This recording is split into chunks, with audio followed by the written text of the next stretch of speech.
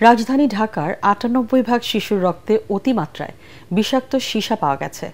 এতে বাধাগ্রস্ত হচ্ছে শিশুর শারীরিক ও মানসিক বিকাশ। আইসিডিডিআরবির গবেষণায় এসবের প্রমাণ মিলেছে। জনস্বাস্থ্য বিশেষজ্ঞ ও গবেষক মাহবুবুর রহমান জানান, নিয়ন্ত্রণহীন লিড অ্যাসিড ব্যাটারির মাত্রাতিরিক্ত ব্যবহার বন্ধ করতে হবে। শিশুদের সীসার হাত থেকে বাঁচাতে আধুনিক লিথিয়াম আয়রন ব্যাটারির ব্যবহারে গুরুত্ব দেওয়া হচ্ছে বলে জানিয়েছে পরিবেশ অধিদপ্তর। মনির হোসেন তপুর রিপোর্ট। ঢাকা শহর এখন ব্যাটারি চালিত অটোরিকশার দখলে। ঝুঁকিপূর্ণ এবং ভারসাম্যহীন এই বাহনের সঠিক কোনো পরিসংখ্যান নেই।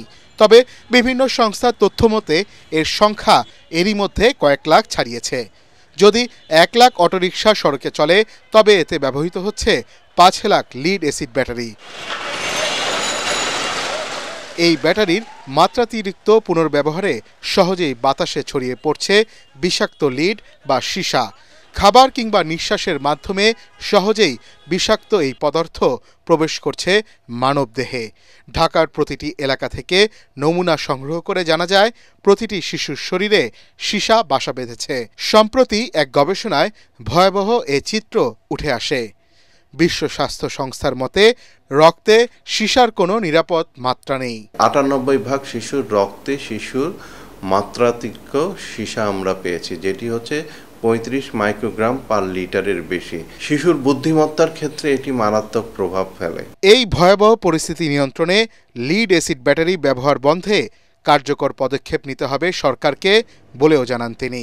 বহির্বিশ্বে আপনি দেখবেন যে তারা হচ্ছে যে ফেজ আউট করতেছে লেড অ্যাসিড ব্যাটারি থেকে নিউ টেকনোলজি, যেমন লিথিয়াম আয়ন ব্যাটারি রিপ্লেসমেন্টের নতুন টেকনোলজি না নিয়ে আসতে পারি, আমরা এই দূষণ থেকে আমাদের শিশুদেরকেও রক্ষা করতে পারবো না, আমাদের এই জাতির ভবিষ্যৎকে আমরা নিজেরাই ধ্বংস করে দিব। লিড অ্যাসিড ব্যাটারির পুনর্ব্যবহার নিয়ন্ত্রণ করা সম্ভব হয়নি বলে সীসা ছড়িয়ে পড়ছে বলে জানান পরিবেশ অধিদপ্তরের পরিচালক জিয়াউল হক। পুরোপুরি যদি আমি বন্ধ করতে চাই তাহলে আমাদের যে লেড অ্যাসিড দিয়ে তৈরি করা যে ব্যাটারি, সেটাই আস্তে আস্তে বন্ধ করতে হবে। লিথিয়াম আয়ন ব্যাটারি, এখানে কোনো অ্যাসিডও নাই, লেডও নাই, সীসাও নাই। তো এখন আমাদেরকে চেষ্টা করতে হবে এবং বিভিন্নভাবে চেষ্টা হচ্ছে, ইম্পোর্ট ডিউটি কমিয়ে, শুল্ক কমিয়ে, তাদের আইটি ভ্যাট কমিয়ে যেন এই ধরনের ব্যাটারি বাংলাদেশে বেশি আসে। বিশেষজ্ঞরা জানান, বাংলাদেশের সীসা বিষক্রিয়ায় বর্তমান সংকট মোকাবেলায় প্রয়োজন তাৎক্ষণিক ও সমন্বিত জাতীয় পদক্ষেপ।